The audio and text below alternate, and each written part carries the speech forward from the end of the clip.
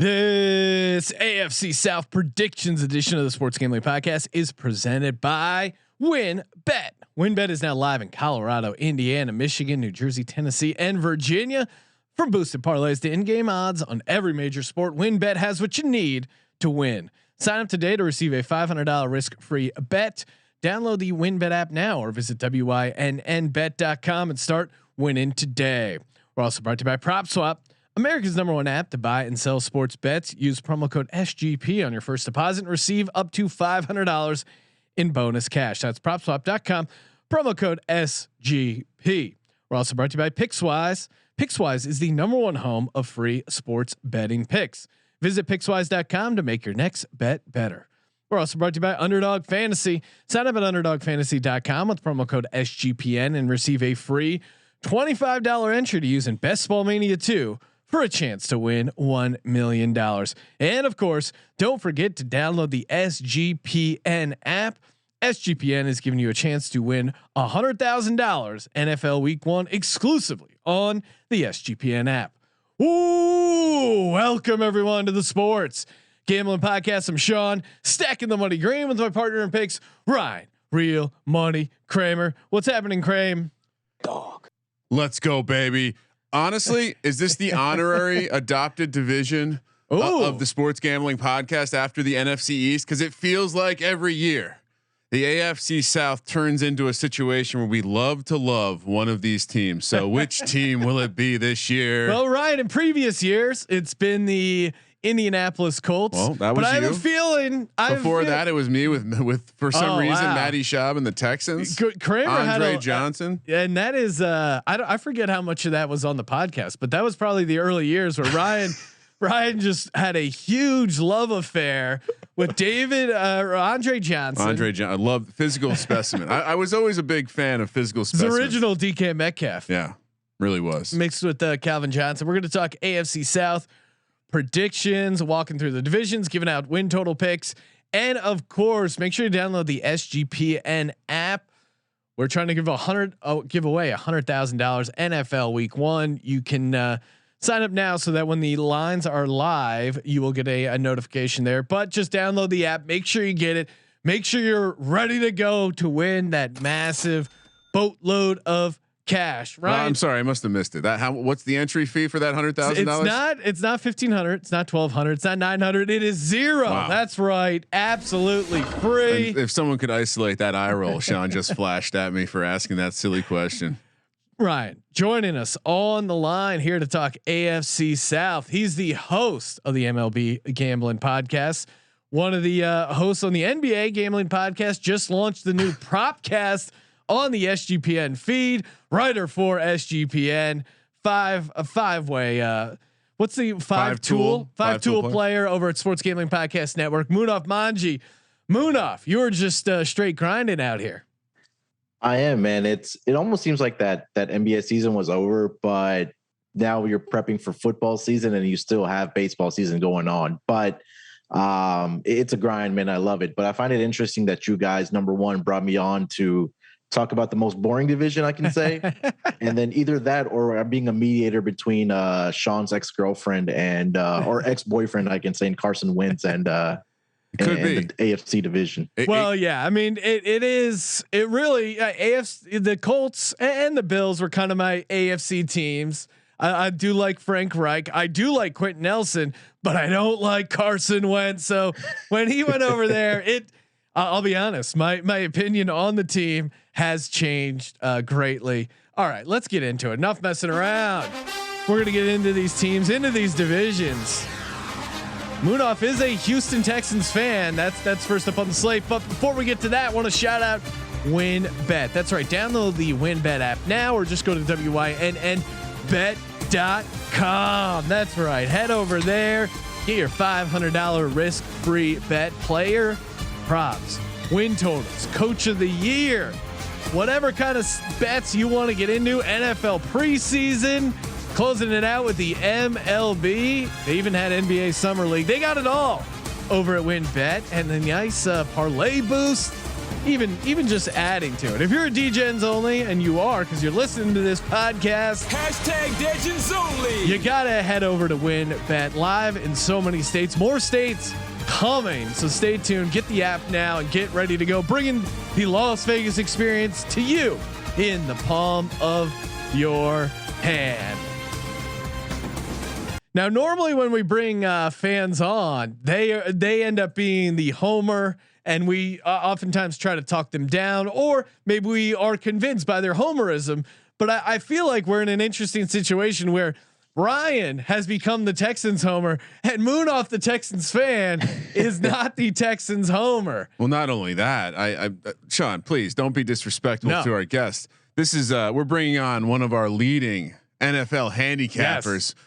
Sports Nerd 824. Which, by the way, is that a birthday? Munaf 824. No, it's a tribute to Kobe. Okay. Shout out to Kobe. Well, 824. Maybe I'm the ultimate tribute to Kobe because that's my birthday. So it's also my dad's birthday. Wow. How about that? A lot of legendary birthdays. We all have a little of that Mamba in us. Well, Munaf, your nickname is the Machine. What does the Machine think of this Texans team? Oh, God, where do you want to start with this? I mean, do you want to start? The downfall started when this team was up 24-7 against the Chiefs. They were up 24-0 at one point in the playoffs, up 24-0. What a crazy fall. Was that a decade ago? How long ago? No, that was 2019. I think there should be a documentary, like a 30 for 30 coming out about that. But yeah, seriously. The downfall just started from there, right? And then when you have Bill O'Brien with his butt chin as the head coach here, who just completely botched everything. I mean, to think that you traded away DeAndre Hopkins, Davian Clowney, and Dwayne Brown, and how many first round picks did you net from that? 0.0. And they needed first round picks because they gave up so many from Laramie Tunsil. Well, yeah, I was going to say it's one thing to be 4-12, but it's another thing to be 4-12 and not have first round draft. What's picks. the takeaway here, right? We like to have a good postmortem, be objective, see where we can get better. Maybe don't let the coach who's trying to save his job with your future, have a decision making opportunity to give away that future. Because I mean they've honestly done the hilarious thing where they should be rebuilding with lots of picks, but somehow they've both mortgaged their future and present. I don't know. I feel and as we tape this, Deshaun Watson still up in the air. Yeah. It seems like there's more stuff coming up every day. So I originally thought he would be suspended like 6 to 8 games, but now I think he's going to be in this weird zone where they're not going to play him. He's not going to be officially suspended because they need the legal stuff to clear before the NFL can do their investigation. So it's all kind of held up. He doesn't want to settle, which is kind of bad for him because it's gonna drag this thing out. It seems. I just don't think he plays at all. I mean, Munaf, is there any chance he plays? I think you're more invested in the Deshaun Watson story than I am for the sake of the Eagles. I know. I am keeping an eye on it. Sean, as a Texans fan, I'm sure you're probably just checked out. We have to discuss this for a second. Sean is going beyond becoming familiar with the case. He's starting to work on his talking points when Deshaun Watson gets if he becomes a Philadelphia Eagle. I can't just come in there willy nilly without a list of reasons why like any good defense attorney, Ryan, I'm going to have to defend my client Deshaun Watson. I'm just preparing my case. I don't want to go to court with no documents prepped. This is going to be great because this episode is going to be dropping Wednesday night, August 25th on the West Coast. So if something's happened between now and then, it's going to be super funny hearing Sean prepare for it. But I mean, like let's just quick talk about it because 4-12, they went under their 7.5 last year.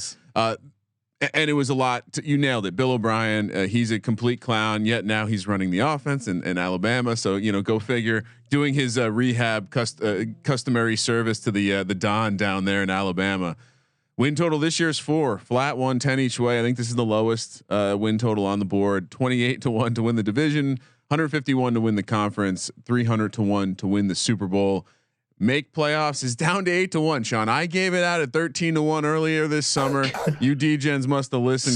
Smart money's all over. Just smashed it. There's no value anymore. I'll tell you that. No value anymore. Minus 1,400 and to not make the playoffs.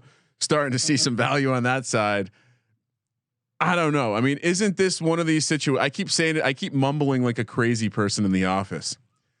Isn't this still a team filled with professionals, and every media outlet they turn on, they hear, well, there's no one on this team that's better than replacement level. This isn't even a professional football team. We're going to hear could Alabama beat the Houston Texans?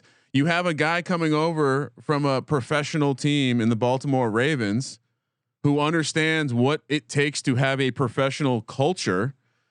You have a quarterback who understands what it takes to be a pro. Been in the league for a lot of years now. He was drafted the same year as Cam Newton, and you know what?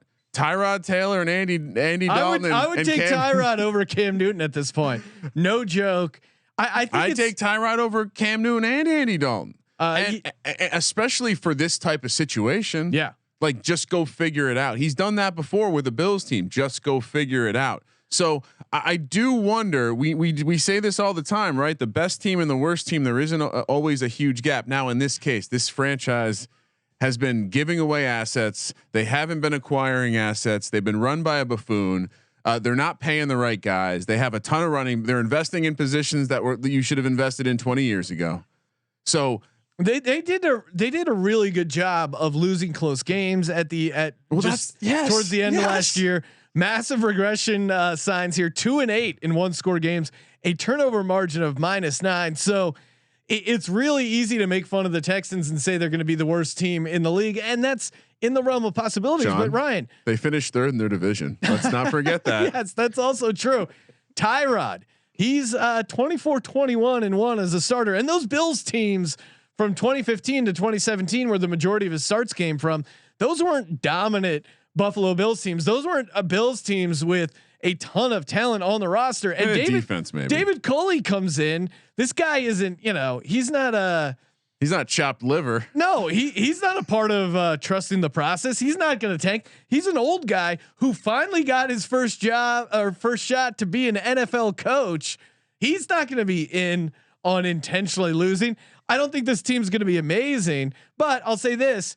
Other teams with a 4-win total, which their win totals at 4.5. If you do it with the 16 to 17 games in recent memory, Jets in 2017 and Dolphins in 2019 both went over that 4-win total. So I'm not gonna dub them a playoff team, but I don't think it's gonna be quite the dumpster fire that you do, Kramer.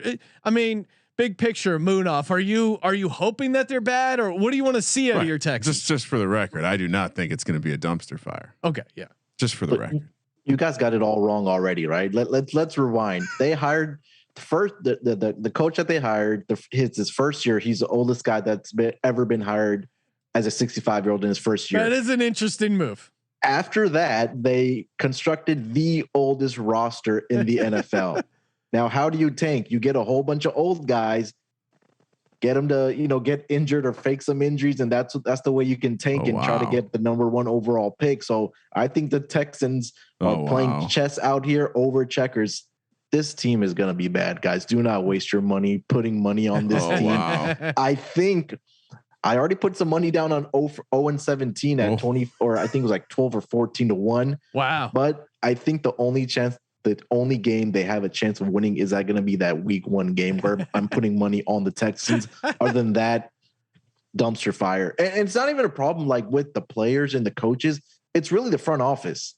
Like with your GM that you hired, that you went against what Deshaun Watson wanted, and your head coach. I mean, he seems like a great guy, but if you just saw his recent interview where they're talking about if they're going to go for it on 4th down, he said it's going to be a thing that if it's a good thing, I'm going to go for it. And he said something about analytics. He didn't say the name analytics, right? He said like anthalytics or some shit like that. But the machine does not like this approach to handicap. Phillip Lindsay, I can't find a prop bet on Phillip Lindsay's rushing yards over because again these sports books are just cowards. They aren't even bother posting prop bets. I think Brandon Cooks is the only one I could find, but I do like I do like Phillip Lindsay over rushing yards because the dude runs hard, and I actually think he's going to be the first and second down back, and then David Johnson will be used more as like a pass catching guy.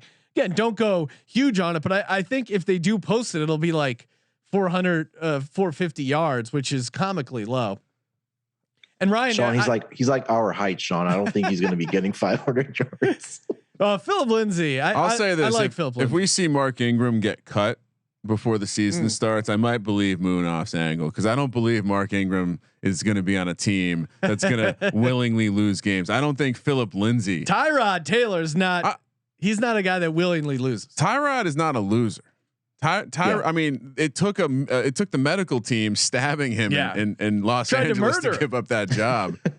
The win total, I said 4.5. It's actually down to 4. Right? Yeah, I was going to say, well, had you been listening to the podcast, you would have heard. I was pulling up my notes. I understand. There's a lot going on, but I do think it's important to remember that this team, like, they're going to hear it. They're going to hear. There is something now. Maybe they're that bad. Maybe you're right, Munaf, and it's such a bad situation that they're just Toxic. It won't matter even if they have 50% of the team getting up because they're feeling disrespected. Sean, why did we love Phillip Lindsay coming out of college? He ran hard. Nobody believed him. Undrafted. He has it tattooed on him. I just get the sense that you have enough guys like that. You bring in an old coach, an old football guy coach, and I'm going to love, I have a feeling I'm going to either do great or lose a lot of money betting on the Texans with the points this year. Cause I don't think they're favored in any game. I think they're no way. They're catching more than a touchdown in I think 10 games.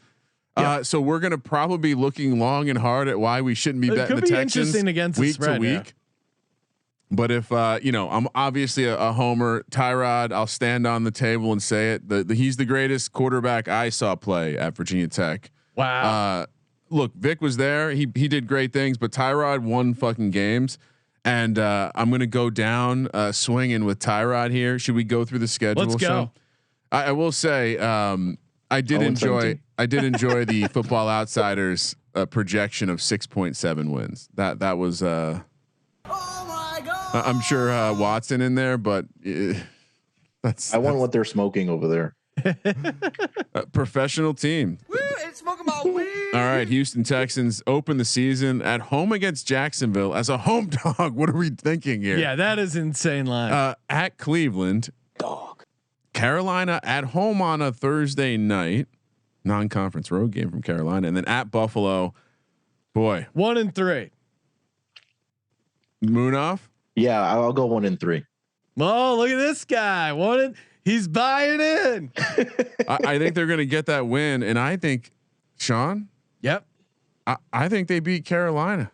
I go 2-2. Here we go. Texans. Jesus Christ. Could they be in first place in the division at this point? Who knows? New England at home. No. At Indy, at Arizona, Rams at home. This is an 0-4 stretch for me. That's 0-4. That you just keep an eye on that Cardinals game because it's going to be a bloodbath for the Texans. You have revenge angles from DeAndre Hopkins and you have JJ Watt on the defensive side too. He won't have as much hostility, but I think DeAndre Hopkins is going to go off in that game. But yeah, 0-4 for sure.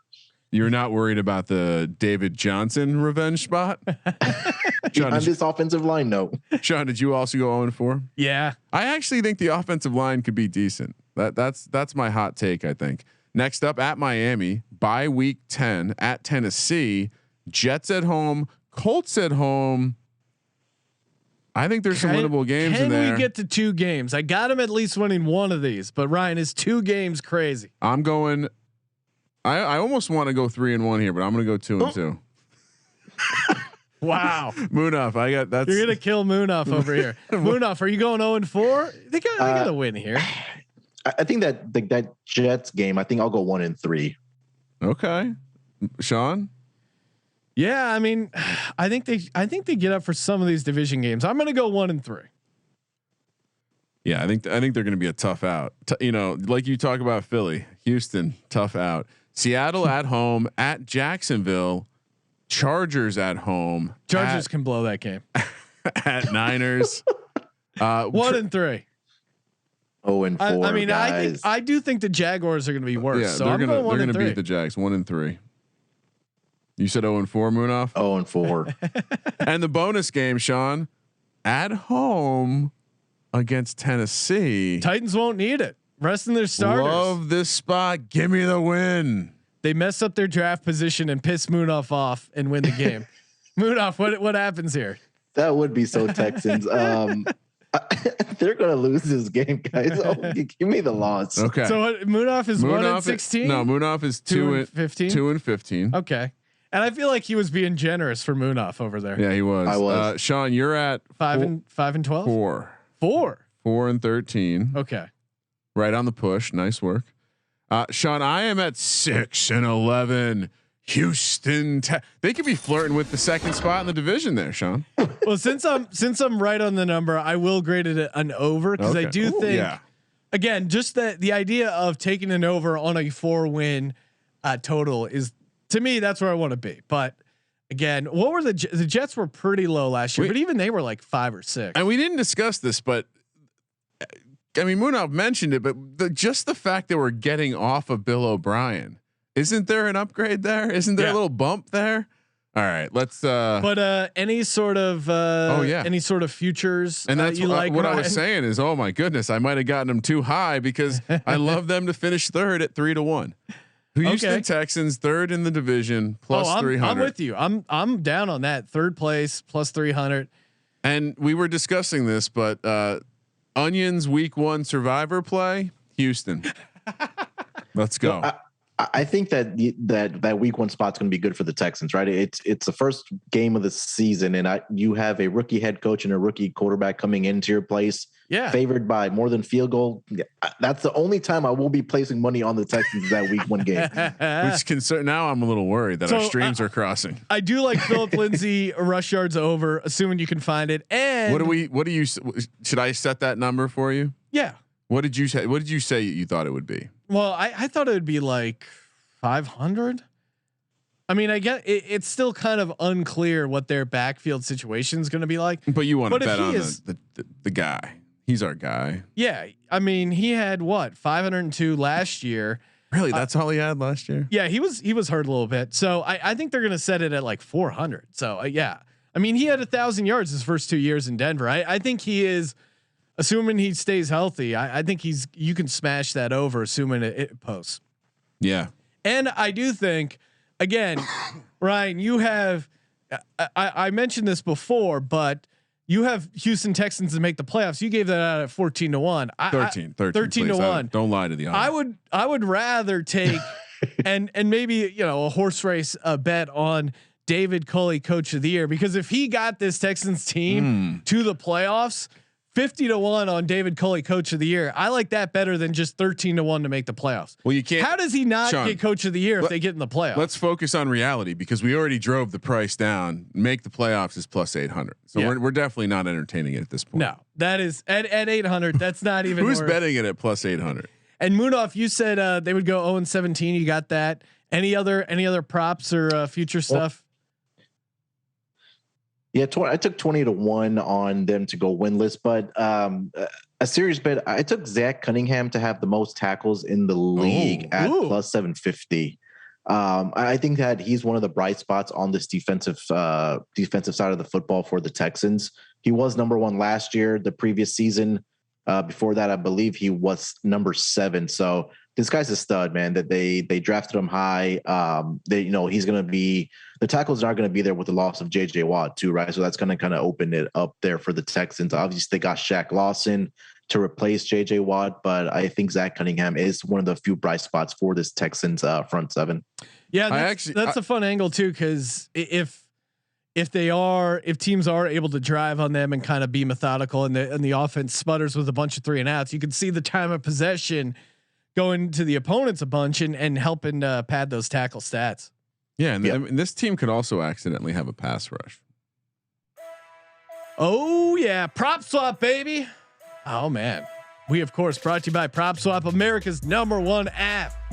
Both buy and sell sports bets. You're like Kramer and you're sitting on the Houston Texans to make the playoffs. Maybe they get out to that 4-0, 5-0 start. You want to unload it, guarantee yourself a profit, or you're like Munaf and have them have a ticket on them to go winless.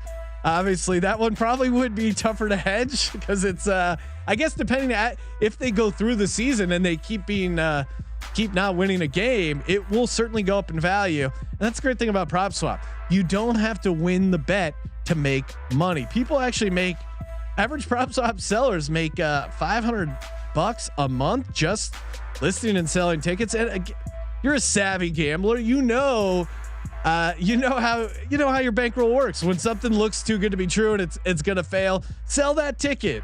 You know you're gonna jinx it. So, and on the other side, buying, you end up getting the best price because you're buying someone else's hedge. It just makes sense. Prop swap, it's where America buys and sells sports bets. Kramer, the Colts. Your Colts, formerly, they went 11-5 last year with Phillip Rivers. He retired, making more babies. Took him over the total. 9 this year, Sean, plus 100 on the over, minus 120 on the under, plus 140 to win the division. They are the second favorite, plus 1,600 to win the conference, plus 3,500 to win the Super Bowl, minus 120 to make the playoffs, plus 100 to miss. It's a lot of faith in a quarterback that hasn't done a goddamn thing in the National Football League, but have a good 13 game season. Seems a little bit like a bitch in the locker room. Seems a little bit like a bitch on the field. I once predicted his ACL tear, and I'll predict this. I will be very now. I think the playoffs, having 7 teams, could they get in there? Perhaps. Are they probably going to be the second best team in this division? Yeah, unless something horribly collapses. But what happened to your Texans, Ryan? You're already out on them. Well, I have them to finish third. Okay. I mean, throwing it to you, I'll leave you with this because Colby Dant hit us with this morning. Yeah. But the East Carolina program has not been the same since Scotty Montgomery coached there. Because he is now I think we said the running backs coach. Yep. In Indy. So buyer beware. Yeah, according to Colby, Scotty Montgomery, the man who destroyed ECU football. So look out there. The Colts adding him, and already bad mojo with this Colts team. Not only did Carson Wentz dealing with this weird freak broken foot injury, but somehow it was contagious, and he gave it to Quentin Nelson. I guess they weren't giving 6 feet of space. Speaking of that, wow. Wentz clearly anti-vaxxer, so he may miss some games. Their quarterback depth behind Wentz is seriously questionable, and it's fun to make fun of Phillip Rivers, but he actually had a pretty clean, efficient year. Hall of Famer, which we haven't seen out of Carson Wentz in a long time. Carson Wentz last year, 5.7 yards per attempt. Phillip Rivers, 8.8 yards per attempt last year, and if you look at the number, they're basically pricing it the same. And not only Quentin Nelson dealing with that foot injury. Now, of course, Quentin Nelson and Carson Wentz quote feels like they will be playing week 1, which as a guy, the Eagles have the Colts draft pick if Carson Wentz plays 75% of the snaps. So this is a dream scenario where he plays through this injury and plays horribly. That's what you want. What's the number on him games started this year?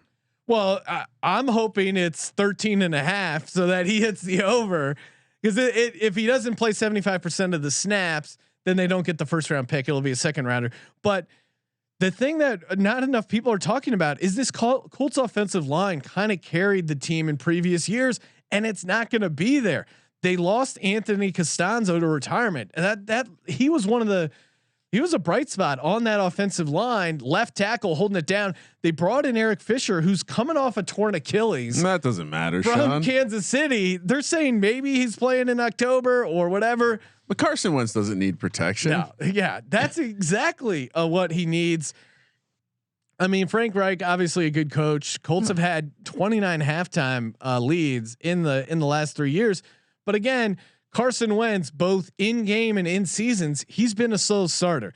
Obviously 2017 was his best year, but even in 2018 and 2019, or especially 2019, his bright spot was just him closing out those last 4 games. And even early in the season last year, he struggled. He struggles early in games. So I think there's a chance that this Colts gets to 7 or 8 wins, but I think they're going to start off really slow. And you look at their first 5-6 games, they're playing very tough defenses, very tough situations against good teams. That's all right. They'll bring in their short yardage quarterback, Jacoby. Jacoby Brissett's gone. They've lost Jacoby. To Brissett, me, that's the key loss on this team because this defense is good, and I'm curious on Munaf probably loves the Colts, but where are you at with the I'm Colts? Curious because this defense is gonna I feel like this defense could carry a backup quarterback like Jacoby Brissett to a winning record. I don't know about a rookie. I think they could if their offensive line was healthy, but I think the combination of no left tackle and Quentin Nelson, I think, and Carson Wentz is really going to be what submarines. I would take the under on 13.5. By the way, yeah, and I was dancing, thinking, it's been a wild ride because at first it seemed like Wentz was just going to miss a little bit of time. Then there was like, oh, he might miss the entire year, and I go, oh shit, I'm not going to hit my under passing yards on Carson Wentz because it's not action if he doesn't play. And now it does seem like he is going to play, but he's playing through injury. Munaf, where are you at with the Colts? Yeah, I think Sean, you hit the nail on the head with their offensive line. And why does it seem like that every time Carson Wentz is starting a game or with a previous team, the offensive line always like gets injured or something freakish happens. But yeah, obviously the loss of Anthony Costanzo is huge, right? He was probably their best offensive lineman over the past couple of years. Now the injury with Quentin Nelson, like you mentioned. I mean, the skill positions you look at, I think Michael Pittman may take that leap, the second year leap this year, but their running back group, I think, is pretty solid, right? With Jonathan Taylor, you have Naeem Hines, Marlon Mack is still there. So obviously somebody's going to have to win this crappy division. And I think it's just a 2-horse race between the Colts and the Titans. For me, I'm not sure, man. It's just a weird place because we don't know what the whole thing with Carson Wentz is going to be. I will throw out a bet when we get to that player prop section as we kind of wrap up the Colts. But for me, I agree with everything you said, Sean. I think defensively, when you have DeForest Buckner in your front seven and arguably the best, maybe linebacker with Darius Leonard, that's going to be huge for this defense. And like I think when you said that they're going to be able to carry this defense will be able to carry the offense, right? But I won't be surprised if we do see some regression from this defense because their rush defense was one of the best, if not the best last year. They have some questions in the secondary, but if they're able to perform that the way they did last year, I think they can still carry this offense. But again, the biggest question mark is going to be Carson Wentz, and the only direction for him to go is up from here. Well, and that's the exact narrative because you look at Indy 2 years ago, 19th DVOA defense, they pop up into the top 10. Yep. They have a decent year on offense. Now you look at a situation where they don't have the safety net at quarterback injury, and I don't care how good Sam Ellinger's looking in preseason. That's not a dude you want running an NFL team. Jacoby Brissett was fine. They lose that, and now you lose a little bit of depth in your defense. So if anything happens there, and you stop becoming a defensive team, or you just regress because your turnovers go the other way, or something like that, and so I think it's hard to project the Colts as a super high ceiling team unless you really believe in Carson Wentz. And if you watch the NFC East closely, like I have, Carson Wentz. Not a franchise quarterback, and more importantly, when we watched Manny Pacquiao get knocked out, we all said the same thing: dude's done. And I know he's fighting this weekend, but he's been done ever since. And sometimes things happen, and people just get broken. Whatever happened in Philly, I know they're trying to reunite him with his, with Frank Wright, and he's just a coward. Things got tough, and he packed it in. That's not a guy who's gonna grit it out and play through this injury. And you have to believe that the coach is going to maximize the talent again. And that wasn't an outlier. You have to hope the defense still plays at an elite level. And you almost have to hope that Carson Wentz can change as a human, because I haven't seen too many raging pussies take NFL teams into the playoffs as division winners. So, and 5-2 in one score games, not to mention he's not playing the whole game. These foot injuries these guys have. Oh. It's gonna throw he was dealing with accuracy issues healthy last year. How does that not throw off your throwing motion? No, just in general though, I wouldn't be surprised if both of these players get hurt again. And it throws off your whole preparation. Like he's granted he kind of knows Frank Reich's offense, but he's never played with any of these receivers. And training camp preseason, that's basically been out the window as he's recovering from this injury. So he's going to come in super cold, 5-2 in 1-score games, and the turnover margin of +10. Like some of that stuff could come back to earth, and I just don't see them getting to that 9. It feels like this hasn't really been adjusted much since we heard about the Wentz injury. Which foot is this? I think it's his left foot, but I'll look it up real quick.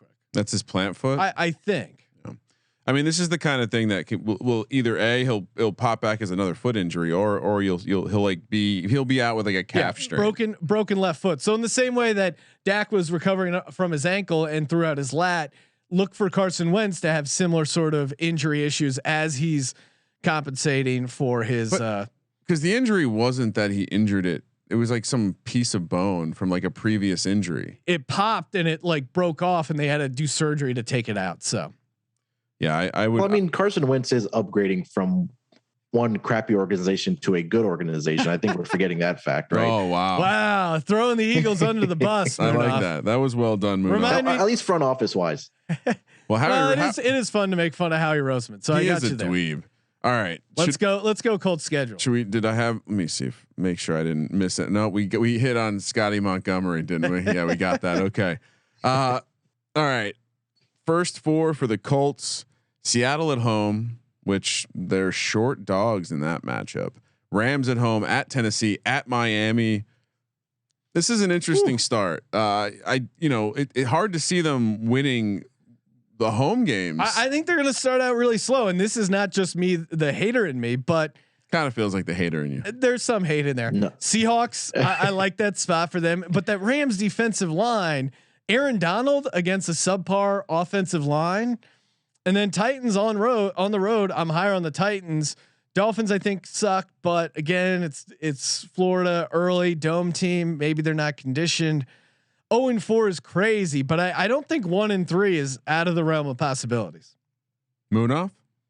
Yeah, one thing I wanted to mention: if we go back to last year, their first 7 weeks, I think the best quarterback that they faced was Kirk Cousins.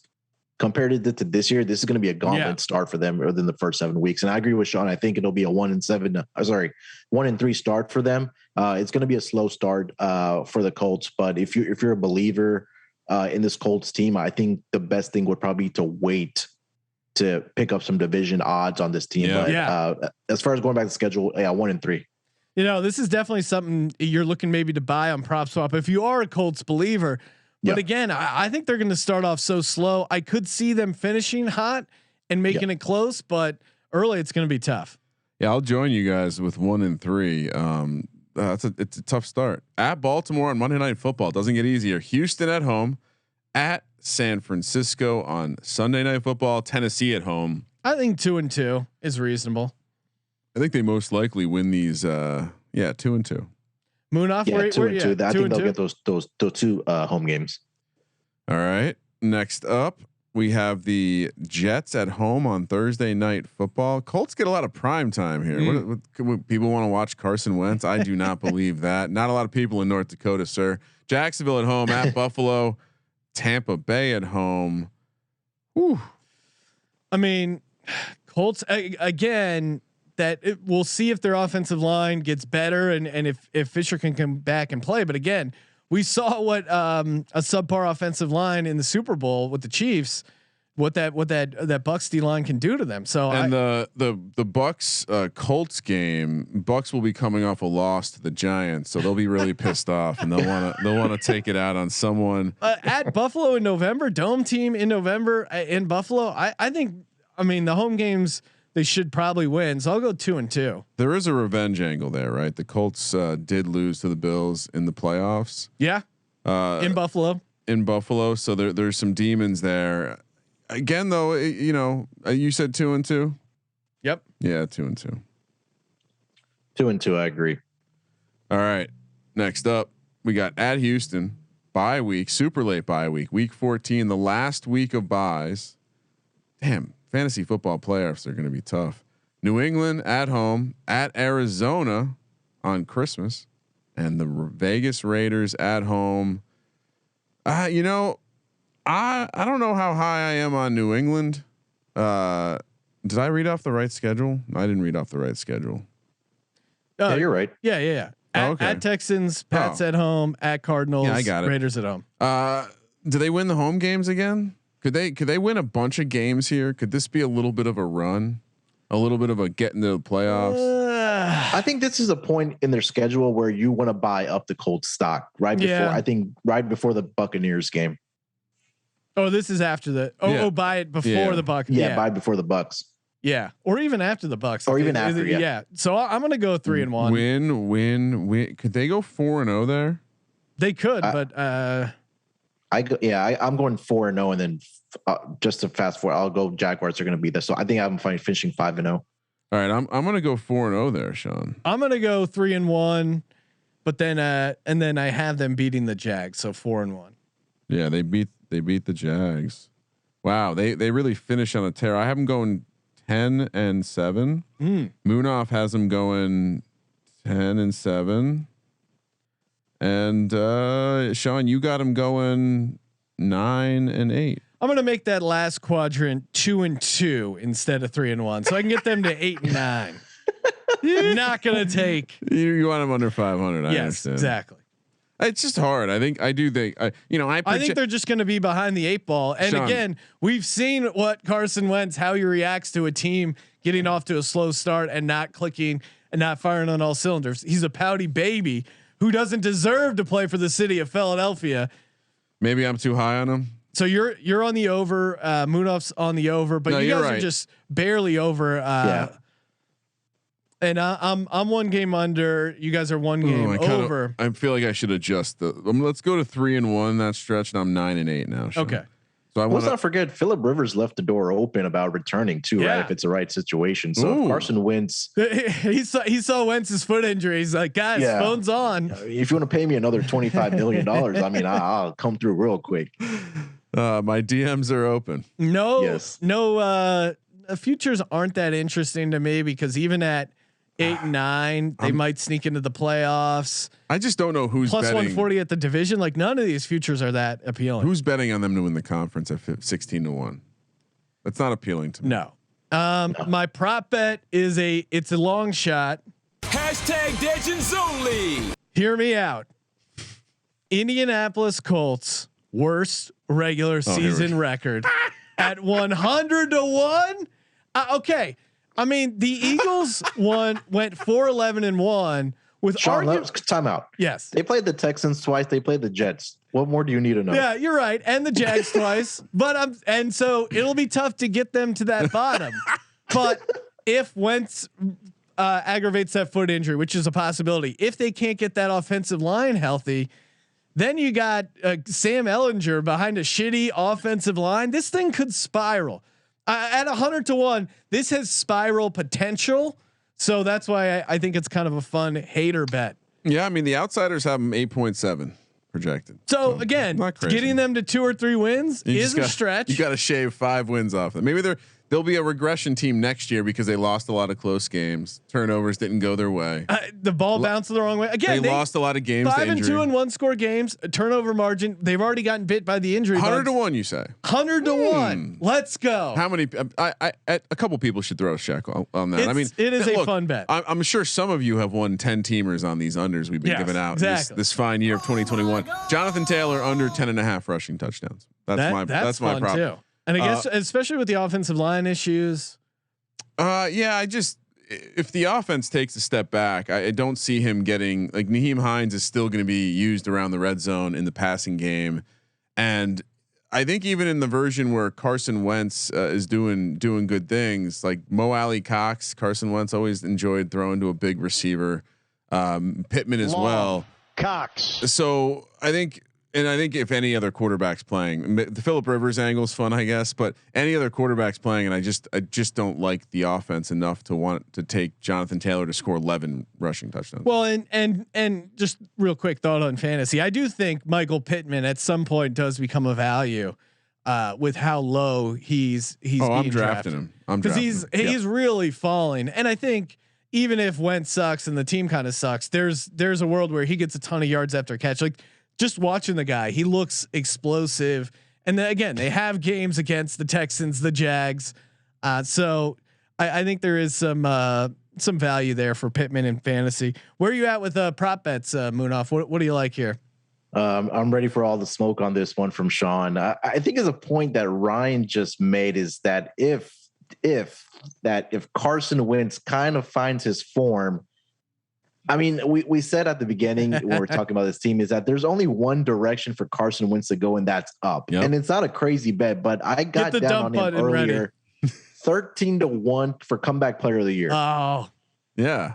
Oh, that is. What's he coming back from, Sean? Yeah, that's the only problem. He's coming back from being shitty, which they don't give that. So, they don't give the award to come back for shitty. If he got hit by a bus, which I hope he does now after he plays, of course, 75% of the snaps, then gets hit by the bus. That, you know, if he was come back from injury, and I wouldn't sign off on it, but it has a chance. But coming back from shittiness, they don't award it. And just to be clear, Sean is speaking about the metaphorical bus. What? You're not wishing ill will on Carson Wentz, are you? Yeah, no, I don't want him to die. I mean, get hit by a bus and roll over his foot so he can't play the last 4 games. Why not just wish him onto the football field? He knows how to get himself out of the game pretty well. Actually, there you go. That's probably best case scenario. I wish a completely healthy 2021 for Carson Wentz. Best of luck, Carson. I'll be rooting for you. Shit. Pickswise.com. Pickswise, the #1 home of free sports betting picks, props, and parlays, held by a team. Trend watching, data devouring sports fanatics, giving you the who, how, and why behind every prediction. Again, you're always looking for more information, more data, more picks. Why not check out Pickswise.com? It's free. They cover every game, every day, every sport. Pickswise.com. Make your next bet better. Pickswise backs responsible gambling. If you or someone you know wants help, give them a ring. 1-800-GAMBLER. Ooh, and new friend of the program, Ryan, Prize Picks. Man, awesome DFS fantasy app. And again, what's really fun about this is you just pick over under on player stats. They have a bunch of stats to choose from. You can do multi-sport, NFL, college football. College football is super fun. MLB, of course, for guys like Munaf. Even soccer is in there. You can obviously, the more players you add, the more money you win. You can get up to 10 extra money. And I just saw they have futures for NFL and college football. So I just put in a 3-pick future on some of the guys we like or don't like. I did over Aaron Jones rushing yards, over Dalvin Cook rushing yards, and then under Christian McCaffrey rushing yards. So that's fun. And again, you're playing DFS, you're tying these things together. It's really fun. And use our promo code SGP to receive a 100% deposit match up to $100. That's Prize Picks, promo code SGP. Grab that app in the Google Play Store or App Store. All right, Sean. Let's go. We're back. We are. Jacksonville, once called Saxonville. Yeah. Now that seems to be stolen by Maxonville. Maxonville up in New England. It's an easy nickname. Which, by the way, can't wait to talk AFC East just to talk Cam Newton nicknames, baby. All right. Remember what happened last year, Sean, when the Jags went 1-15 and they stole Trevor Lawrence from the New York Jets. Well, their win total was 4.5. And they crushed the under. This year, something has happened because it's moved to 6.5. That's insane. That's a huge jump. Is a rookie Trevor Lawrence worth 5 and 6 wins? That's a great question. -110 each way.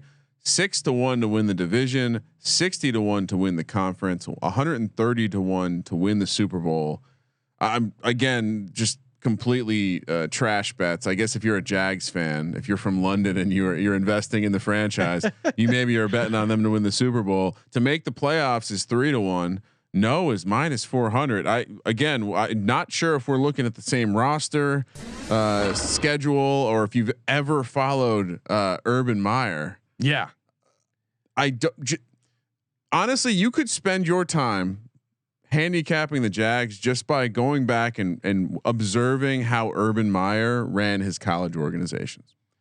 And what you'll learn is that he runs a brand of football that relies on being fucking awesome and winning. And if that's not happening, you talk about Joe Judge and how people at pros aren't going to buy in on running laps and shit like that. Well, they have. Now, I will be very impressed if we see pros buying in. And we this is why this team's young, right? Urban is trying to replicate college. He brought Tim Tebow there. I think he lost 10% of the locker room with that move. I'm not kidding. Well, I was all in on that when I saw they brought in Tim Tebow. I'm like, I got to pound the over here. And then they cut Tim Tebow. Give me the under. This is an insane 6 or more wins is a massive step up. Although here's the kind of data on 10 quarterbacks selected number 1 overall that started at least 10 games. The average wins were 6.6, but man, that's a number 1 quarterback and new head coach you're bringing in. The case against them going over is that the regression signs that were there for their 1-15 season are already kind of baked into this number. Yeah. 0-4 in 3-point games, 1-6 in 1-score games, turnover margin of -8. Okay. That's going to give them a few more wins, but they underperformed by 2.7 wins. I mean, they're gonna win more than 1, but getting up to 7 is goddamn crazy. But also it's important to like the significance of being this far of an outlier also means that all of your numbers are potentially going to look like outliers, and you're going to be pulled in to want to say, oh, well, that's all going to swing back the other way. Yeah. But just like you want to sometimes discard an outlier, I think that you can't just lean on regression in the same way with this Jags teams as well. Then you sprinkle in that they completely turned over the coaching staff. They've brought in new players everywhere, with the exception of some spots on the offensive line, and the defense is still probably going to be trash. And it's not like Urban Meyer is known as a defensive whisperer. He did try their secondary was horrible. He did try to make him tougher by bringing in that strength guy, and that didn't really work out. So lost another 10% of the team there. Well, I've already cashed a Jags prop bet, of course, on my Tim Tebow under receiving yards. That feels pretty good. Munaf, is there any reason to kind of buy into the Jags here a little bit? It seems like their win total is priced at best case scenario, and to me, you go big on their under, and then you can slightly hedge it with Trevor Lawrence Rookie of the Year or even Urban Meyer Coach of the Year. Because if they do get to that 7, 8, 9 wins, it's got to be with them having an amazing season, which I just don't see. Where are you at, Munaf?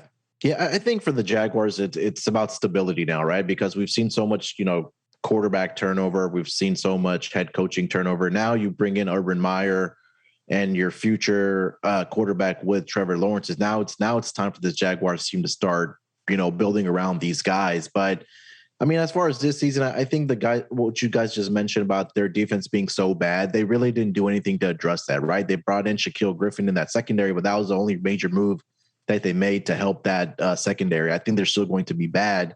And then I was, fishing around for some Jaguars information about, I think number 1, that Trevor Lawrence coming from Clemson, there was a lot of games where he didn't finish out a whole complete game because they were blowing opponents out. And then I think that transition from college to NFL, I think it's going to take a lot longer for Trevor Lawrence, because there was a press conference I was watching that after the game, Trevor Lawrence said that when he was at Clemson, he was just getting the hand signals from the sideline for the next play. Now it's coming through your helmet, and it's really kind of slowing things down for him. So I think that's going to be a huge adjustment for him. And not only that, I mean, they spent a great amount of money. I think they have the number 1 most expensive offensive line in the entire NFL. So I see the potential there for them. They got Travis Etienne. They have some great skill position players, but I think it's going to take more than 1 season for them to put it all together. Well, it's fantasy. Fantasy's driving the value on the Jags because all the excitement's on the offensive side of the ball. They could have a nice offensive line. They had a great rookie running back last year. Travis Etienne, super exciting. DJ Chark. Laviska Shenault is like the ultimate fantasy sleeper. DJ Chark though is dealing with he had finger surgery. Sure, so I would keep going. Away. Marvin Jones, all these guys. Marvin Jones to me is the guy because Daboll brought him over from Detroit. They brought in the veteran. I think he's going to be the receiver that pops. The point being is like what are we talking about on the defensive side? To your point, like how often do you see a cornerback leave the system in Seattle and not exactly be the same guy they were before? So I think the offense can be fun. They're probably going to overproduce if the defense is bad enough. I just think, guys, this defense was the reason they were 1-15 last year. Yeah, the offense had moments at times last year. I mean, specifically that win comes to mind, week 1. I don't think the reason they went 1-15 was their offense last year, and I think the reason it's if they brought in a defensive minded head coach and their first round pick was defense and they were going all in on the defense, then maybe you could talk them into winning a few more games. But again, this is, I guess Andrew Luck is what you would be comparing it to, and he went 11-5 as a starter his rookie year, which that to me just seems like a massive outlier. And to Munaf's point, just the early results, and again, it's preseason, whatever. But Trevor Lawrence seems like it's going to take a while for things to click. I just don't see instant starter, instant game changer, and maybe he gets to that in that second half of the season. It has some potential, but I think early sledding is going to be rough for this Jags team, especially. And just kind of reaffirming what I just said, looking at the DVOA for some of the bad defensive teams last year, like it starts to really become outlier, and they were way out there. And that, like, if that doesn't get repaired, and you have any sort of crack in the Urban Meyer armor here, I don't really know, like, what. This is what kills me about like the analytical community and the fantasy community and the overlap is for some reason, just like everyone is just penciling in Trey Lance to be a future Hall of Famer, and there's no way that he sucks. There's no way that a kid that only played at the FCS level and when he played good teams did not have good numbers is going to. Everyone is saying, like, no one. I've not heard anyone project the case where this team sucks again. Yeah, and they have a rookie quarterback, sure, behind an offensive line with weapons, with no defense. I mean, if they got to 5-12, that's kind of a nice jump up. Winning 4 more games than you did the previous season would be a huge step in the right direction, and you're still missing the win total by a game and a half. I apologize. Carlos Hyde is worth 4 wins, so that he's going to get some looks. Oh man, there's Coaches nothing. Love Carlos Hyde. One of my favorite guys to just be like, why is he getting a carry ever? And yet he was brought in by his former coach. So all right, let's do the schedule. They're 6-1 to win the division. That's insane. I don't know who's betting. I know it was a cute bet earlier in the off season when it was a little steeper price. And again, this is driven by a lot of the smart guys out there, right? Like guys who I would respect as being smart people. I just seem to have bought in on this Jags team, and I don't see it. And sometimes, sometimes we're right and they're wrong, Sean. Add Houston, which we already said that's a loss. And then Vic Fangio defense at home in Jacksonville. I'm sure there won't be any Bronco fans there. Cardinals at home, at Cincy on a Thursday night on a short week. They're lucky to get one here. In my opinion, I'm going to say 0-4. I mean, 1-3 is probably the right angle, but I'm going to say 0-4. You know what? I like fading Arizona, but I don't know if this defense is going to have what it takes. No, I think Arizona actually matches up well. I don't see anyone. Let's get hot. I don't see anyone on the Jags guarding DeAndre Hopkins. I mean, the fact that the Broncos are down there week 2, the humidity and heat maybe gives them that advantage, but the Bradley Chubb, and I don't know. I think they're gonna struggle with that. In his second game, he's going up against that Browns defense. That's going to be tough. Or sorry, Broncos defense. Denver is on the back-to-back road back-to-back. No, that's that actually I think is kind of where they get their sneaky win. But I'm going to go 0-4. Machine, what do you got here? Texans are going to win week 1. Yeah, I'm going to go 0-4. Yeah. Wow. Let's go. I love it. All right, next quadrant. And man, that Thursday night game in Cincy is not a good draw. They people say they have an easy schedule. I'm not sure I see it. Tennessee at home, Miami and London against the Brian Flores coach team. Week 7 bye week at Seattle. Jesus. Buffalo at home at Seattle. That's the longest road trip in the NFL, or maybe Miami to Seattle. Oh man, I'm going to give them a courtesy win because I don't think they start 0-8. So between this quadrant and the other one, I think they get to 1-7. But man, that schedule is way tougher than I thought.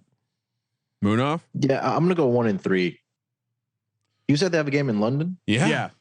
Yeah, London Jaguars. Come on, guys, you got to give them that. No, one that's what I'm saying. I maybe they sneak one out against Urban Flores. Meyer's ready for a trip across the pond? No, people are overrating Urban Meyer's ability to. Nick Saban couldn't do it. Lots of guys come into the NFL and fail miserably that were really good in college. Even the great ones. All right, next stretch so they have an at Seattle, Buffalo at home, at Indy, San Francisco at home, Atlanta at home, at Rams. Sean, where are the wins coming from? Where are they getting wins? Man, this is tough. Yeah, I feel like I was saying, building up a case that they're going to close out strong, but yeah, man, I don't know. I'll go 1-3, but I don't know where it comes from. I think it's going to be that Falcons at home. Possibly. Yeah, 1-3. I'll go 1-3. I think I got to give them a win. Dome team outdoors. I can't have them go winless. Non-conference road game for the Falcons. I'll go 1-3. I'll go 1-3 as well. They probably pick up one at this point in the season. All right. Final quadrant at Tennessee. Jesus Christ. Houston at home, at Jets, at New England. I mean, just the road game after road game. Yeah. Oh man. I'll go 1-3. They have a stretch there where they have weeks 13 where they're playing 4 out of 5 games on the road. I'll go 1-3 here as well. I'll go 2-2. I think they'll beat Texans and the Jets. And then they finish the season with a home game against Indy. Let's see. We all gave this game to Indy. Yes. Well, it's a loss then. Sean, Munaf has them going 4-13. So nice. Urban Meyer, 3 wins better. That's great. Sean, you have them going 3-14. Yeah, that feels realistic. I mean, I could see them getting up to 6 wins. 6 wins feels like a ceiling and feels like a good season. 2-15. Let's fucking go. This is crazy. Can you play the lock sound effect a couple times? Yes. And the fact that the missed playoffs is -400, I'm all over that. Yep. I mean, I'm not one that's going to play a ton of -400, but why not? Yeah, if it's free money. If it's free, it's for me. What version of the season are they making the playoffs, Sean? Yeah, I mean, it would just have to be Trevor Lawrence is like Andrew Luck and just hits the ground running.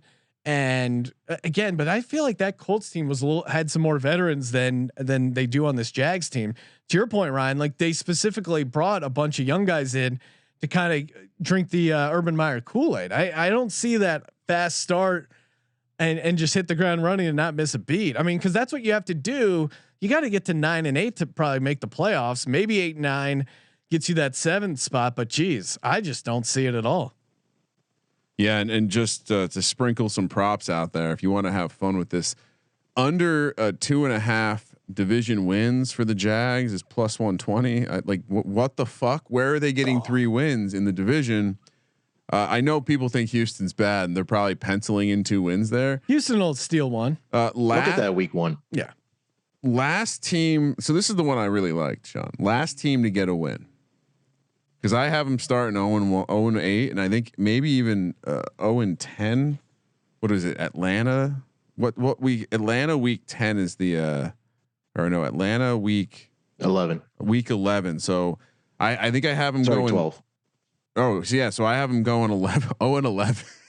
So last winless team, Jags, 20-1. How are you going to give me 20? Because they play the Texans week 1, their favorite week 1. Yeah. But man, we went through that schedule. They can slip down, and could they be 0-6, 0-7? Yeah, 0-11. Certainly. So 20-1. There were maybe like 6 teams with shorter odds. Sean, that's crazy. Because I think Jags could very well easily be the worst team. I know I gave out Colts as well, but my prop bet is Marvin Jones Jr. over 825.5 receiving yards. And again, it's just kind of follow the money, follow the paper trail of they brought over Brian Daboll. Brian Daboll brought over Marvin Jones. They have no allegiance to DJ Chark. They have no allegiance to Laviska Shenault. And I mean, Marvin Jones coming off a year where he had 978 receiving yards. I think again they're going to be playing catch up a bunch. He could snake a ton of easy yards. So yeah, I like Marvin Jones Jr. here over. What about you, Munaf? Any prop bets you like here? Yeah, just wanted to mention, I think this is a team, the Jaguars, that might be a team that, as far as game totals week to week, that it might be a team that might be going over the total because as bad as the defense is, I think this offense is going to be better, obviously, with Trevor Lawrence, and you have the skill position players. So something to keep in mind. For this, for the Jaguars, I actually had two, and Sean, I agree with you, but I'm going over 5.5 receiving touchdowns for Marvin Jones Jr. 3 out of the last 4 seasons, he's had 9 touchdowns. The other one, he had 5 touchdowns, and for all the reasons that you just mentioned, coming over with that offensive coordinator, I think that number is kind of low for me at 5.5. So I'm taking the over there. And then I'm not completely sure why the books have James Robinson's rushing yards at 670.5. And I'm taking the over there, but Jags, if you take a look at their rush defense opponents, they're well below average. Last year, 1,000-yard rusher was James Robinson. I know they added Travis Etienne and Carlos Hyde also, but Meyer, he likes to run the ball, right? And with Ryan Day now they're in Ohio State where they're airing it out. I think Robinson should thrive in, at least the backfield and kind of take that next step forward. I could see him getting, another 1,000-yard season, maybe even 1,200, and only 3 opponents rank in the top 10 as far as rush defense opponents for the Jacksonville Jaguars. So I'm taking the over 670.5 rushing yards for him. Yeah. And I think, we saw it. I think we're going to see it, and we saw it in week 1 of the preseason, but the way that he'll deploy his running backs, I don't think he's just going to put James Robinson on the shelf. And that's a pretty disrespectful number. Well, can I give out one more prop? Sure. Jags finishing 4th in the division, Sean. What do you think that would be priced? 3-1, 4-1. What? All right, I'm adding that to my list. 4-1. Jags are the worst. I mean, Texans 3rd, Jags 4-1. Yeah, Jesus. 4th place. They were 1-15 last year. I know it's a little different, but God, plus 400. Are you kidding me? I mean, as much as we were shitting on the Colts, I don't think their formula to get to horrible is I like Jags 4th better than Texans 3rd, because then it lets me have a higher ceiling on the Texans. I don't. You don't want to get screwed when the Texans are 2nd in the AFC South. I don't want to root against them there. I like that. I like where your head's at, Ryan. Let's hear about the beautiful game. All right, Summer of Soccer continues on Paramount Plus. Stream over 2,000 soccer matches a year from around the world. That's all the heart-pounding drama from CBS Sports, including UEFA's Champions League, Europa League, Italy's Serie A, Argentina's Primera División, the Brasileiro, NWSL, the Asian Football Confederation, and the CONCACAF qualifiers featuring the stars from the U.S. and Mexican men's national teams, plus much more. It's the best of the beautiful game with all the beautiful names like Messi, Mbappe, Ronaldo, Rapinoe, and Pulisic. Be part of the excitement as champions are crowned and history is made. The world's game lives here on Paramount Plus. Visit ParamountPlus.com to start your free trial and stream every match live. Tennessee Titans. Let's go, baby. All right, tighten up. Of course, this is the team that we made famous by challenging them a couple years back. They responded. Vrabel responded by willing his team by threatening to cut off his dick. Team Ryan took a huge step forward as Arthur Smith rehabbed Ryan Tannehill away from the dangers of Adam Gase. They went 11-5 last year. Sean, 9 was the win total. It's 9 again this year. -160 on the over, +130 on the under. -105 to win the division. I guess de facto that does make sense. +1,500 to win the conference, 30-1 to win the Super Bowl. This division is so hard to handicap because all of these teams seemingly have, maybe the Colts have the highest ceiling for this reason, but they have good units and then bad units. And this Titans defense could once again be horrible. The Titans offense, it still should be fun. It still should be explosive. To me, when I look at this Titans team, they brought in help on the offensive side. They brought in, I think Josh Reynolds is going to play meaningful snaps. I think Julio Jones is still going to have a little something. He's an upgrade from Corey Davis. I mean, you might not think he has a massive season or he's not the Julio of old, but I still think this Julio Jones is better than Corey Davis. The last thing I'll say before you can get go, I like the people they brought in to help the defense. They saw that they had a problem. Yeah. They looked in the mirror and they said, we got to do better here. And so while my instincts are typically to think the Titans are just a clown franchise with they're the new team in Madden 94, Sean, the cheat code team, and the Titans, they're fun to hate, but man, the fantasy hype is real for me, and maybe it's getting me buying into this team a little bit more. I think they're going to be a team that airs it out a bit more, and I think the defense is going to be a tick better. Little regression happens, so I don't know if you're on the same side, but boy, that division price I don't see anything that easier. Yeah, no, I mean the regression factors are there. Their turnover margin was plus 11, 3-1 in 3-point games, 7-2 in 1-score games. So maybe they come back to earth a little bit. But again, I like what they did. I like adding Julio Jones. I think he's an upgrade from Corey Davis, and I like bringing in Bud Dupree on the defensive side. I think that gives them a little bit of fight. Maybe Caleb Fairley, the cornerback out of Virginia Tech product. Maybe he helps the secondary out a little bit. Jack Rabbit.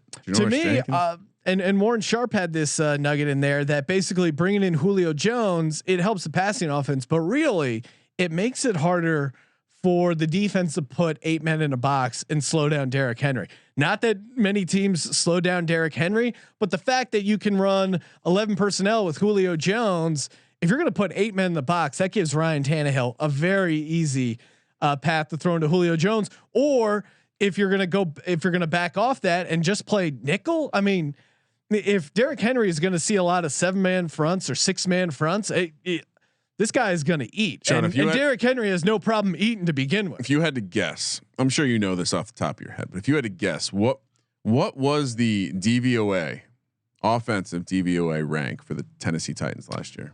3rd, 4th, and that's the part where I don't get. Like, this was an elite offense, and people are just. I know we all like Arthur Smith. I get it.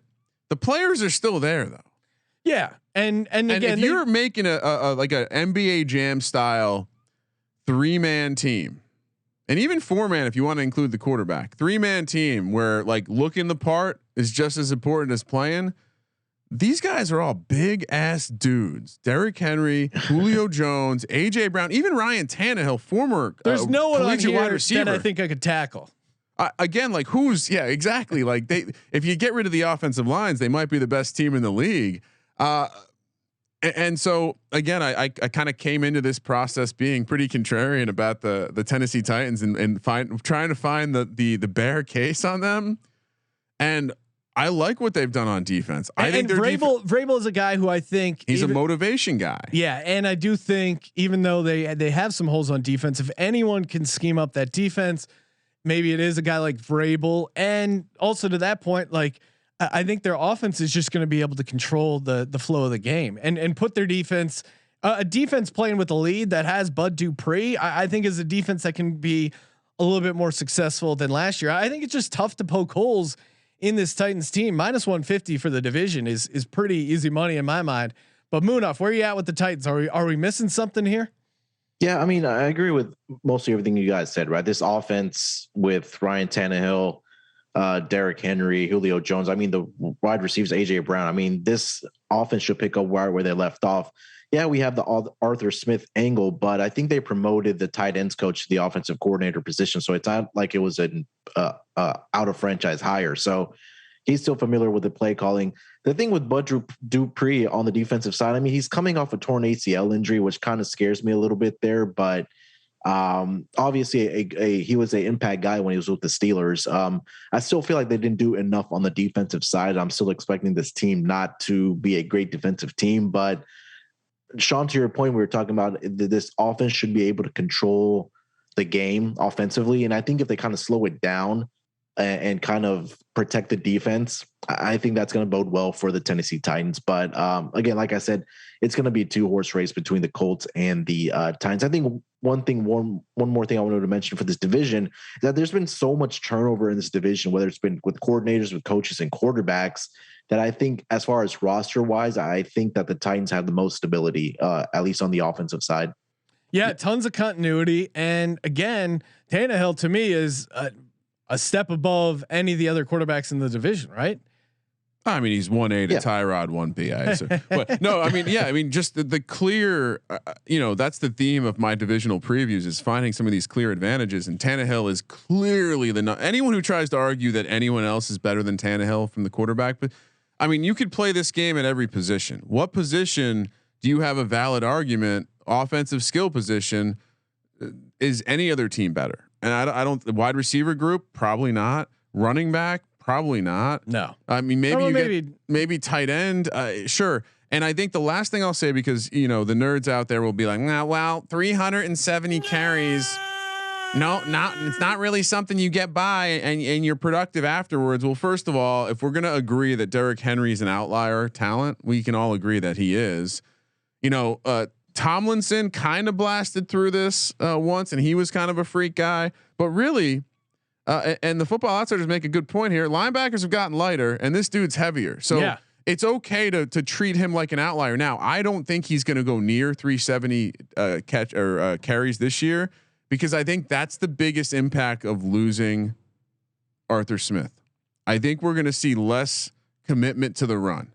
We're going to see less commitment when things are going bad to the run, and it's going to go right to the passing game. And that's the area where could he slide back to 2019 total of 300 carries for 1,540 yards? Absolutely. Still had a great year. Yeah. But those, what is that? 4 carries a game, 5 carries a game. You shave off him. They obviously want to keep him around. He's kind of a big part of their franchise. They have to be aware of the fact that if they smash him with 370 carries again, I mean, they've already paid him, right? Like, they're past the part where you just run the tires down to nothing. So, and we'll, more talk on Derrick Henry later, but I just think my takeaway from this division is good luck finding a way to get Tennessee not winning this division or making the playoffs. All right. You guys ready? Let's go. Tennessee at home against Arizona, at Seattle, Indy at home, at Jets. 3-1. 3-1. Yeah, I mean, at Seattle is always tough. Where you at, Munaf? Yeah, I'll probably go. I'll go 2-2. Oh, okay. At Jets, at Jags, tough back-to-back stretch there. At Jacksonville, Buffalo at home on Monday Night Football, Kansas City at home. That is a tough stretch right there. Yep. And at Indy, I'll go 2-2 here because I do think that's tough. Maybe they split the home games and trip up on one of the road division games. That's exactly what I think. I think they win the first 2, lose the second 2. Yeah, I'll go 2-2 also here. Yeah. All right. Next, 4 at the Rams on Sunday Night Football, Saints at home, Texans at home, at New England. I think they can win one of these road games, and I like them in the home spot. So I'll go 3-1. I think they lose. I think they finish a 3-game losing stretch there. Kansas City at Indy at Rams. Vrabel threatens to cut his dick off again. They go on a 3-game heater with 3-1. I'll go 2-2 here. I like it. You're bringing the more level-headed take, Munaf. Bye week 13 late. Jacksonville at Pittsburgh. Niners at home on Thursday night. Miami at home. 3-1. 3-1. Those home Thursday night games are money. Jags at home, money.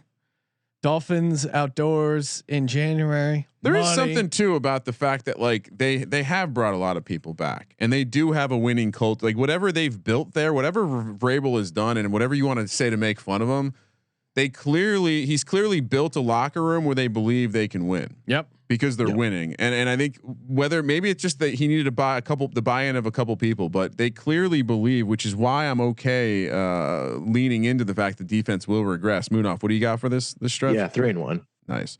All right, bonus game is at Houston, which W. No, I'm kidding.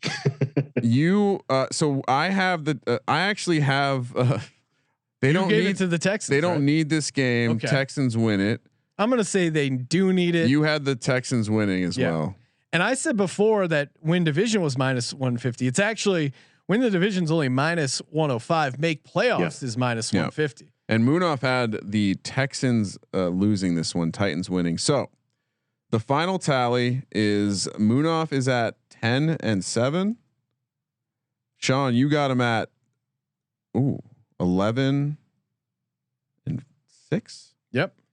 And I got him 11-6. Yeah, and I think Munaf was playing, devil's advocate, kind of being conservative. He still had the over here. again, make playoffs at -150. That is a lock for me, futures wise, and also then win the division at -105. Triple lock. Let's go. I mean, to make the playoff. All right, so we've now done. This is Division 6, and another division where what is my gap between? It's only a 2-game gap this time. Yeah. So, but how does Tennessee not make the playoffs? I'm struggling to wrap my head around it. Is it the Henry injury? Is that the concern? Well, let's throw out some prop bets that's here, my prop. and then we'll get to the locks. Henry under. Okay. Henry under rushing yards. What is his set at? It's 1,555.5. Yeah, I mean it's monster. I'm not a guy who's going to fade Derrick Henry. Here to me is a more fun way to potentially fade Derrick Henry. There's probably a way where this can hit without fading Derrick Henry, but Ryan Tannehill to have the most passing yards and Tennessee makes the playoffs, 30-1. Now that to me is kind of insane, just considering to me, there's a bunch of scenarios where they end up passing a ton. We've laid out the cases that they still have issues on defense. They're playing in the AFC South, which has some pretty bad secondaries. He was 15th in passing yards last year at 3,800, but you bring in Julio Jones and maybe Derrick Henry does get banged up, or maybe they throw the ball more because of Arthur Smith and aren't as committed to the run. Like Kramer was saying, getting him to the most passing yards, it's a bit of a stretch, but it's not impossible. Munaf, what do you got for a prop bet? And am I crazy? Again, it's 30-1, but yeah, you can see I mean, it's case. 30-1 for a reason, right? I mean, you bring in Julio Jones, you have AJ Brown. I mean, those guys are stud wide receivers, and in a scenario, I can see where he leads the league with passing yards. But my prop was the same thing as Ryan's there. Smart man. Go ahead. No, I said smart man. Yeah. I mean, I'm not going to go through the numbers, where you can look this up on your own. But we've had 4 running backs that have rushed for more than 2,000 yards since 2000, and including Derrick Henry in that. And there's been a significant fall off the year after that, where they've had those 2,000 rushing yards. So I'm going under 1,555 yards for Derrick Henry. And also the reasons that, Ryan mentioned, that they locked him up to a long contract. They want him around, so they're gonna have to cut down on his carries, because he's rushed 681 times over the last 2 years. You gotta again, once you make the investment, you stop driving your car like an asshole, right? Like maybe you're not downshifting into second gear on the highway just to sound cool. But to the car comparison, it's like getting this supersized Jeep with like all the giant truck tires and then just keeping it on surface streets.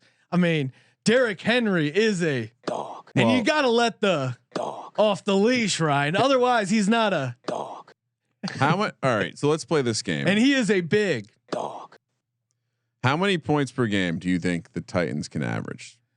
What'd they average last year? Like 24? Let me pull it up. I don't even know. I don't have the points per game stuff off the top. You don't have it memorized? No, I couldn't even tell you. They probably hire like 27 something. They were 30.7. Yeah.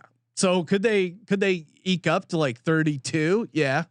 Well, so I don't know if I've done something wrong here, but when I look at the Tennessee Titans team total points for the season, it's set to 429.5.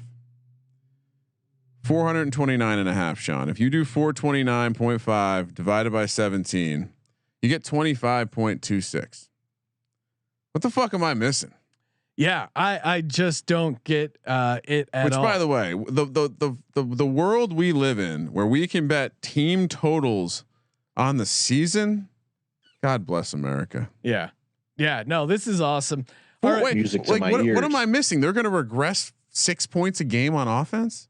Yeah, they're playing below average defenses all throughout the season. I mean, you take a look. The only couple top 10s they have is the Bills, but that's at home. You have the Rams, okay, but then you have Patriots, which I'm sure it's a revenge angle for Mike Vrabel, and then the Dolphins in Week 17. Yeah. But who knows what's going on with the Dolphins at that point? Yeah, Football Outsiders projected. I know what's going on with the Dolphins. They're going to be bad as long as they have that 2 in there. Good work, everyone. Good work. All right, let's time to lock it up. Happy birthday. Wow. Our lock's brought to you by Underdog Fantasy.com. Promo code SGPN for a free $25. You can do 5 entries in the puppy, or 1 entry in Best Ball Mania 2, or use it towards the big dog of $250. Cover 10% of your entry. Yeah, big dogs only. All right, I'll start. Jags under to me is just the lock of all locks, and while I like the over at 9, you're paying -160 on the over for the Titans at 9. To me, it doesn't make sense. Just make playoffs at -150. So those are my 2. Yeah, like and even throw in the division there as well. If they win, that's crazy. Yeah, this is the easy. I don't know how you get 10 wins in a 7-team playoff in the AFC and not make the playoffs. So I'd rather make playoffs at -150 than 10 wins at -160. Or over 9, essentially 10. I guess you get the push at 9, so maybe that's why you have the -160. But even at 9, Titans probably get in. Munaf, what are your favorite bets here in the AFC South?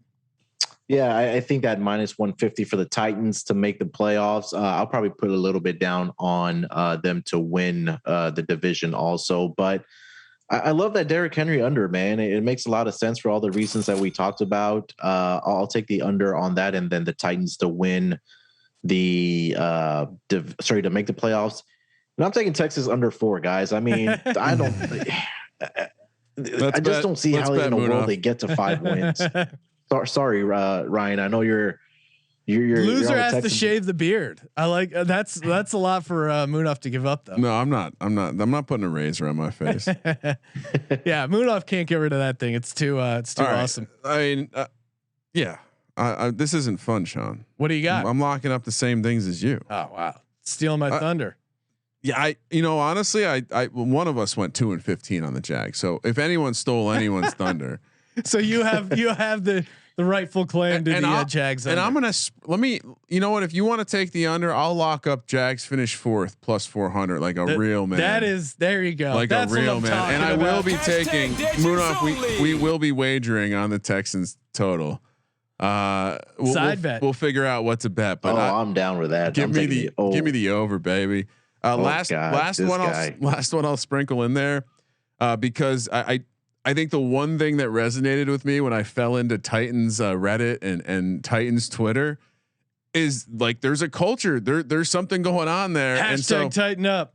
So I and this team, like, I think they could swing with the big offenses in the AFC, like in peak performing games. Like, could they step up? I think they could. So if there's anyone that's farther down the board like this, the 15-1 range in the conference, like I would sprinkle. I'm gonna buy some Titans when we're out for week 1. Hashtag tighten up. This could be the ultimate jinx for the city of Tennessee. Last time I was Ryan very mean going to all in on the Titans and me hating the Colts. This is not your grandpa's AFC South preview. Well, of course, a big thanks to Munaf Manji for hopping on the show. Check out Munaf over at sportsgamblingpodcast.com. Check him out on the MLB Gambling Podcast, the NBA Gambling Podcast, the newly minted Propcast. Jesus. On the SGPN network feed. Just get the app. Are you doing Munaf's all over it? Are you still doing first round leaders for golf too? I had one last week. I took this week off. I got Russell Henley last week, but I took this week off. I try to give myself a little break on that. Munaf is just literally. That's why they call this man the Machine. Thank you for participating in the Sports Gambling Podcast. Get that app and download the app and drop a rating and review in the Apple App Store, Google Play Store for your chance to win gear every Monday. But more importantly, for your chance to win $100,000 come NFL Week 1. For the Sports Gambling Podcast, I'm Sean, stacking the money green, and he is Ryan. I love you, Tyrod. Kramer, let